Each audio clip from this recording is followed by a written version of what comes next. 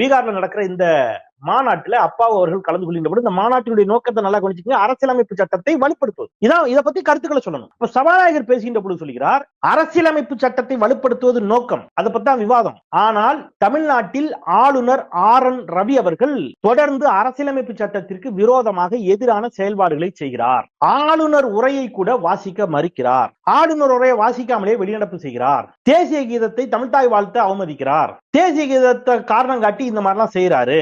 இப்படி இதெல்லாம் சொல்லிட்டே வர்றார். அப்போ மாநிலங்களவை துணைத் தலைவர், அங்க அவர் தான் அந்த சபையை லீட் பண்றவர், அவர் சொல்றாரு இப்போது இதை அனுமதிக்க முடியாது அப்படிங்கிறார். அப்ப இவர் தொடர்ந்து பல குற்றச்சாட்டுகளை அடுக்குகிறார். குறிப்பா அதுல ஏகப்பட்ட பில், நம்ம அனுப்புற பில்ஸுக்கு அவர் கையெழுத்து போட மாட்டேங்கிறார், மசோதாவுக்கு கையெழுத்திடுவதில்லை. மிக குறிப்பாக என்ன சொல்றாரு, யூனிவர்சிட்டி கிராண்ட் கமிஷன் பில், அதுல கொண்டு வரப்பட்டிருக்கக்கூடிய திருத்தங்கள் அது எவ்வளவு தூரம் அரசியலமைப்பு சட்டத்திற்கு முரணானது, மாநிலங்களுடைய உரிமைகளை பறிக்கக்கூடியதாக இருக்கிறது, இதை வைத்துக் கொண்டு ஆளுநர் என்னெல்லாம் வேலை செய்யறாரு, இந்த மாதிரி தமிழ்நாட்டினுடைய வாழ்வாதார ஜீவாதார பிரச்சனைகளுக்கு ஆளுநர் எவ்வளவு சிக்கலா இருக்கிறாரு அப்படிங்கிறதை எடுத்து வாதங்களை வைக்கிறார். அப்ப இந்த வாதங்களை தொடர்ந்து வைத்து வருகின்ற பொழுது மாநிலங்களவை துணைத் தலைவர் என்ன சொல்றாரு, இல்ல நாங்க அலோவ் பண்ண முடியாது அப்படிங்கிறார்.